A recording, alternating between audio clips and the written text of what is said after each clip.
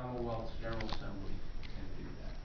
I'm going to take one more here to get me to 1:45, and this lady had her hand up. Yes, ma'am. Mr. Cuccinelli, I'm sure you watched the Republican nomination debate, and the moderator asked Senator Ron Paul a question about what would happen if somebody exercising their freedom of choice decided not to buy health insurance, then was severely injured and went to a hospital. If they are not able to pay the cost, that has to be reabsorbed somewhere, and where their freedom to choose not to buy insurance ends, somebody else's freedom not to have that cost imposed on them because they made that choice not to buy insurance begins.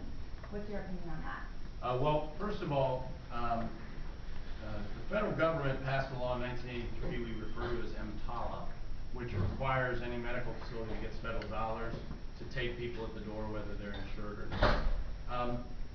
However, the fact is, before that law, the overwhelming proportion of medical facilities were dealing with those people anyway.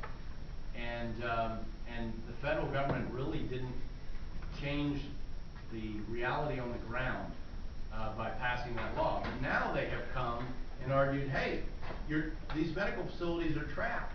They got to absorb these costs, as you say, quite correctly. And so now we need to compel people to buy this health insurance. So they've created, on paper at least, the problem, and then they're using the creation of that problem to give them legal justification to solve it by compelling all of us to behave in one way or another. That doesn't really answer my question. Well, let me keep going. I think I know where your interest is, so what do you do, ultimately?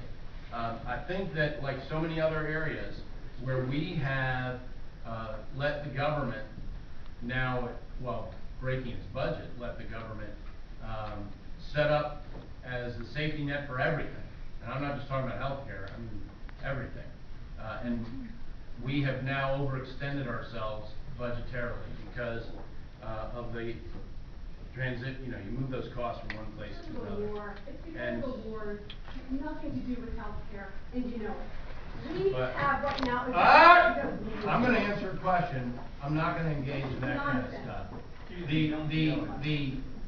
Ultimately, I think that we need to move in the direction of getting government more out of healthcare, turn people over money to deal with their own healthcare directly rather than run it.